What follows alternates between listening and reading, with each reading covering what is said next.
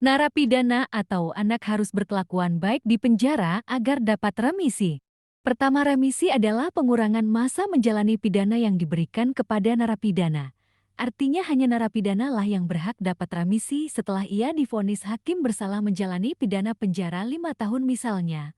Kalau masih ditahan di tingkat penyidikan, penuntutan atau pengadilan tidak dapat remisi ya. Kedua, remisi diberikan setiap memperingati Hari Kemerdekaan Indonesia tanggal 17 Agustus dan pada saat hari besar keagamaan yang dianut oleh narapidana atau anak. Ketiga, narapidana diberikan remisi ketika ia berkelakuan baik dan telah menjalani masa pidana lebih dari 6 bulan.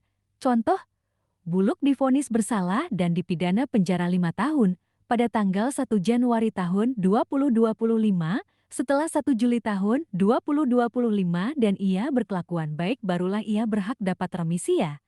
Artinya kalau narapidana tinggal di penjara baru 5 bulan tentu tidak dapat SK remisi ya. Keempat, kalau koruptor mau dapat remisi selain ia harus berkelakuan baik dan sudah di penjara lebih dari 6 bulan, ia harus bekerja sama dengan penegak hukum untuk membongkar kasus korupsi yang dilakukannya dan sudah membayar lunas denda dan pengganti sesuai putusan pengadilan.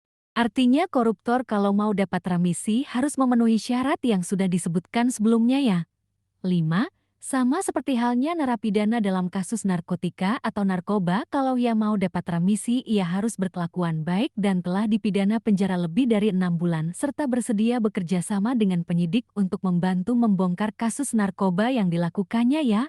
Keenam, remisi pun diberikan kepada anak dengan syarat anak berkelakuan baik di lapas atau LPK, anak telah dipidana penjara lebih dari 3 bulan, dan tentunya ia berumur tidak lebih dari 18 tahun. Ketujuh, remisi tidak diajukan oleh narapidana atau keluarga melainkan diajukan oleh tim pengamat pemasyarakatan kepada kepala lapas atau LPK jika narapidana telah memenuhi syarat seperti yang sudah disebutkan sebelumnya ya.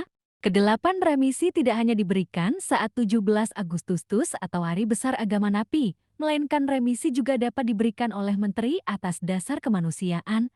Remisi tambahan, apabila pada tahun sebelumnya napi atau anak belum mendapatkan remisi, tentu ada yang namanya remisi susulan ya. Semoga uraian singkat ini bermanfaat.